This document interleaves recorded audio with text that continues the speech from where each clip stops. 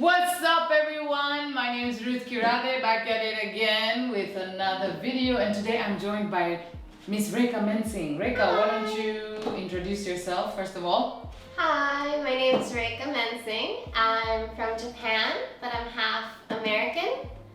And half? And half what? Japanese and American. Okay. Now that that's out the way. Now that that's out the way. So you're Japanese and American. Where were you raised primarily? Mostly in Japan, but I also grew up in Sri Lanka and Korea and the States for a few years here and there. But for the longest part? Japan. Japan. So elementary school? Mostly Japan. Middle school, mostly Japan. High school, mostly Japan. College? Half Japan. Half Japan. Okay. Yes. So, those of you who don't already know, I live in Japan as well. We're in Japan right now. I've been living here for going on 8 years. So 4 years of university, and I'm on my 4th year after university. And Reika as well has been here quite a bit, quite some time. And you did 2 years of university in the States, in Austin, Texas, and then another 2 years. Texas. So, today we are going to talk about having two cultures, I guess. Oh. Or two, Yes. I don't know, what would you call it? Nationalities? Two nationalities. Two nationalities, and being raised in Japan and what that's like and what that's been like for Reika. So, first of all, Japan and the States, two very different places, very different vibes. What would you say is your favorite thing about each country?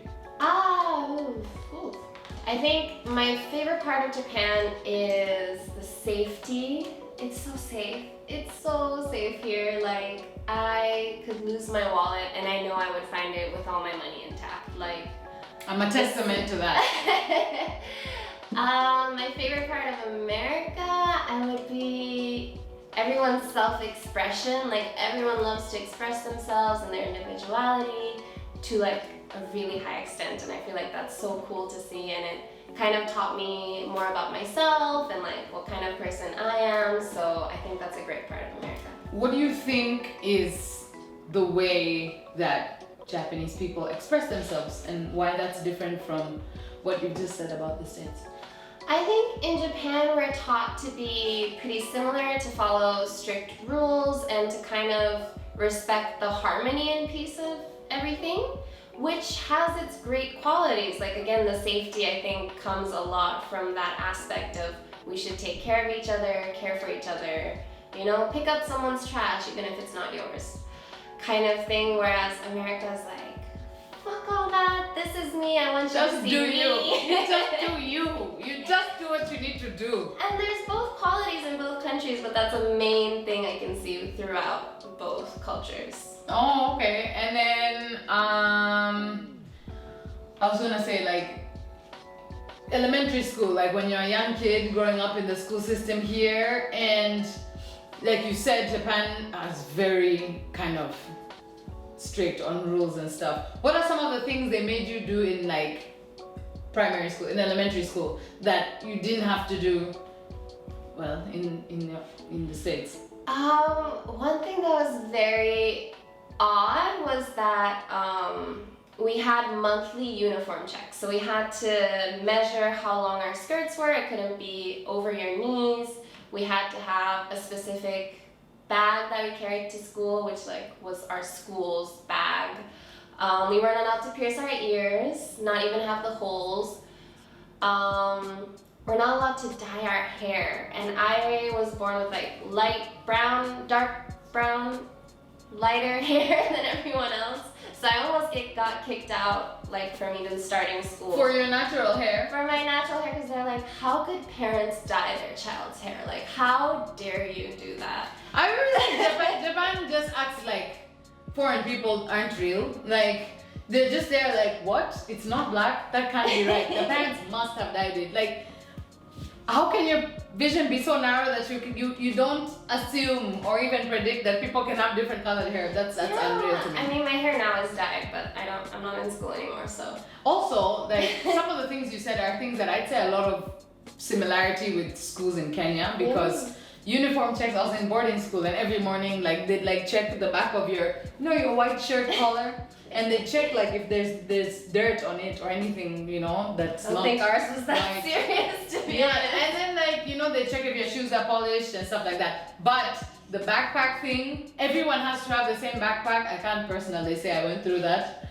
I mean, you can just have whatever bag. It just needs to carry the books from point A to point B. But let me tell you how Japan, for the most part, public education is very affordable. But what they don't tell you is schools find all these little things to add to make life just that much more expensive. She's talking about how everyone has to have a uniform backpack. This backpack, it's like a square. I'm gonna try and put up a picture, but I don't know if I'll be able to do that because I'm not technologically woke.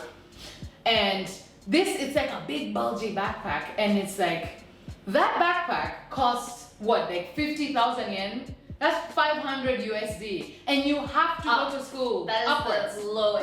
That's the you're the cheapest child, one. the child whose parents like they're just out here trying to do their best, trying to walk 300 miles with no shoes so that you can go to school, and that's what they're buying there, $500 backpack.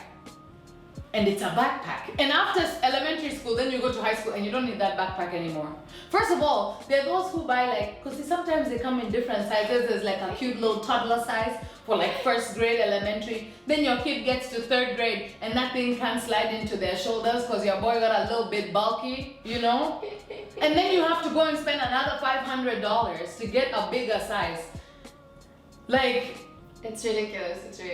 Or It's like so expensive. school uniform here costs an arm and a leg, and you It should really see the does. elementary It school really uniform. does. It's the fanciest, most bougiest thing like you've ever seen. Like these people wear like You have to have Scottish, it fit in, and like the seams have to be like you have to have it fitted. adjusted. Yes. Isn't it like, right? The way I was raised, it was one size fits all, and by that one size, I mean the size of your oldest sibling, because the rest of you will just receive what is giveth unto thou.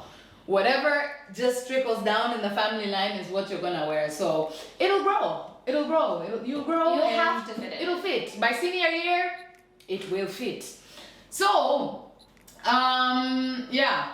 What was it like growing up being half in Japan? Like you said, Japan is a society that is very much like, we are Japan, Japan is us, and this is us, and we're in Wait, this. I think I have another rule. I'm so sorry. What? That's so strange about Japanese schools. So I just wanted to mention this because I just remembered how weird this was. Like, Japanese schools somehow have to be so far away, or at least pretty far, that you have to walk quite a distance there, and you're not allowed to get dropped off. You have to walk the walk. And during that time, you're not allowed to do anything out of the ordinary. They pick a path. I don't know why they pick the furthest path to school, but you have to follow. Choose the path? They choose the path, and if there's like residential areas, you're not allowed to walk through them, so they make you like walk around to get to school. It's so ridiculous. And since you're wearing the uniform, any bad behavior gets reported to the school. But let me ask you, if you're going to school on your own every day, how can they prove that you took that They path? have teachers randomly every once a week checking if everyone's walking the straight path. And So they walk along the path and go yeah, looking and for people people? report if they're Wow. like walking on the wrong path. Like the residential people are like, "Hey, I saw someone in your uniform." Snitches. All of them. And we have gotten calls and like complaints from people, and the principal comes out and they're like, "How could you do this? How could you just disrespect our school name like this?" And it would be like, "Oh, 3 people were walking and talking in a line together." They're like 2 people or 1 person can walk straight. There can't be 3 people in a row. Oh, so you can't walk in a group of 3. You It's cannot. either 2 or Yes. solo. So 2 people and 1 in the back, which is so rude. So they've just made you a third wheel by force. Yes. That's super fun, super great. So, moving on. Yes. Growing up, being half in Japan is a place where, like I said, it's just everyone is kind of uniform or an outsider. And what was it like being, the kid doesn't fit into that box? It was hard for sure. I grew up in a time where there wasn't as many foreigners in Japan. Like right now, it's become more inclusive, more diversity. But when I was a kid, it was basically just almost just my family that was like a foreign kind of family, and a lot of people just weren't exposed to foreigners. I remember going to kindergarten and elementary school and people would just be like, why do you look like that? Like, are you an alien? Why do you Did look you do like something wrong? Like, what did you have to do bad to look like you do? Like, you must be cursed or something, basically. I'm so sorry. My God. Are you okay? Okay. Blink twice if you need help. Blink. You gotta blink. Blink that shit up. So that's tough. Like That's rough. that's really tough. And did you find yourself being alone a lot? Like not being able to make friends and stuff? It was pretty hard, and it was hard to relate to people for a lot of things. Like, I knew the language, I knew the culture, but above that, like, people just found me odd. Like, my eye color, just the term itself in Japan, we call foreigners gaijin, which is really not nice in a sense, because it's meant like an outsider, like someone out of our country. And growing up, being born here, being a citizen, and constantly being called like a gaikokujin, a foreigner, an outsider, it was very disrespectful, and I never felt like it was truly my own home when everyone treats me like I don't belong there. Right. And fast track to your life now, you are still very much half and proud and still overcoming all those obstacles that you faced as a kid on a daily basis, even though Japan has evolved. Like it's not that Japan isn't changing and evolving and being more accepting, but it's just a really, really, it's really, hard to really get over. slow process. And what are some of the things that the interesting situations or conversations you found yourself experiencing now as an adult? I feel like one thing that's changed the most, like the qualities that people found strange about me or like not so attractive about me, now is something that like everyone desires to have. Like they're like, oh, I wish I could be tall as you. I wish I could have light hair and light eyes. Like, oh, you must be so lucky. Half kids are so pretty. And I'm like, first of all, that shouldn't even be a thing. Like, everyone's beautiful. Like, if I wasn't half, would I not be pretty? Like, it just doesn't make sense. But yeah, a lot of that comments I hear a lot. I feel like now that I've changed my hair, I accepted more of my dad's side, my American side, because before I really tried to fit in, I dyed my hair black, I tried to become small, almost invisible, to kind of try and fit in, and it still didn't work, so I was like, fuck it, so I've gone all out, and I feel like that's drawn more attention to the fact that I'm a foreigner, so every time someone comes to talk to me, and I speak Japanese, and they're like, "Oh my gosh, your Japanese is so good!" Every time we go out, the waiter comes, like we're in a restaurant, the waiter comes to the table and asks us what we want, and he'll like struggle to speak English and try and get our order, and he'd come in and he'd be like, "Hello," and Rachel will respond and give the whole order in fluent gangster-ass Japanese. And this person will still proceed. They malfunction, to respond. like something in their eyes, just like they'll still proceed. What is going on? They'll still proceed to respond with, thank you very much. Please wait a moment. Like, did you not just hear her speak fluent Japanese? Like, or repeat my whole order back to me in English. Like I didn't just order it in Japanese. 1 cheese hamburger. And she's there like, チーズバーガー1つお願いします right? And cheese hamburger. Very, very, yeah. That's tough. That's very And tough. when I explain to people that I'm half Japanese and like I grew up here, I'm mostly Japanese, and they're just like, but you're not. Or like, no, But you're lying. Because she's always like, when people ask her, where you're from, she's like, I'm Japanese. Which like, should be enough of where a are you statement. from? Where are you from? Where are you from? Oh, I'm from Japan. And then she's like, when she finally says, yep, I'm half. Ah, so you're half, like half is its own nationality, like. And then it proceeds to ask me, where are you from in America? And I'm Well, like, where are you from? I don't know. Where am I? You know when you ever this question, where am I from? That's a tricky question. That's a tough one. Okay, let's do this.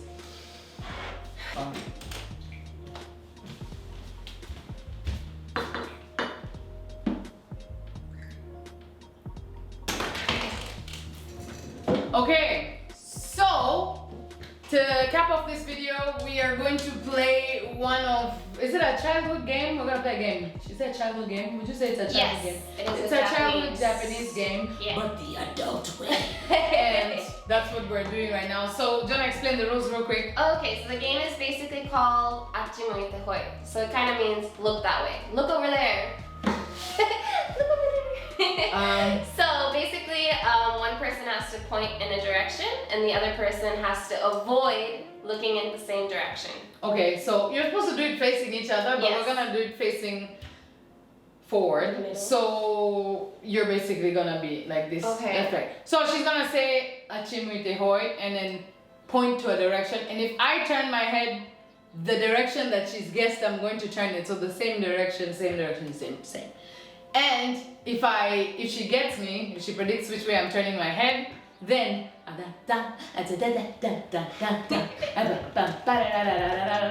then I get a present. Okay. So it's 3 rounds. If after you get me, then it's my turn. We switch. Okay? Let's do it. Okay. Ready? Yeah. あっち向いてほい。あっち向いてほい。あっち向いてほい。あっち向いてほい。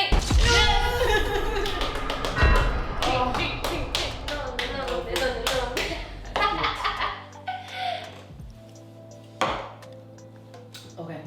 あっち向いてほい。あっち向いてほい。あっち向いてほい。あっち向いてほい。Come on! あっち向いてほい。あっち向いてほい。No! あっち向いてほい。Ah! Wait, how many tries did we get? Because I did pretty good there. Okay. For the last one, then let's do it like you have One to get it each. in 3. In 1 each? Bet. Cheers. Bet. Yes. Hi. Okay, let's do it. Trying to be strong. The last one. Wow, this thing is burning me. Let me not even act like I'm sorry. No, I'm just there like. Let me I was make trying a to be face. so strong. Yeah. Woo, it's just. I can feel it going. Mine has stopped here, so now it's just like. It's just my chest burning, but let's do this. Okay. Let's do it. The finale, ladies Here and we go. gentlemen, and Awesome. other. あっち向いてほい。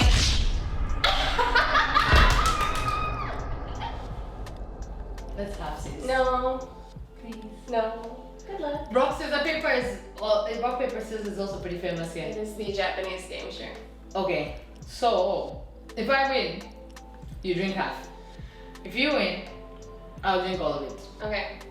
最初はグー、じゃんけん、はい。あいこでしょい。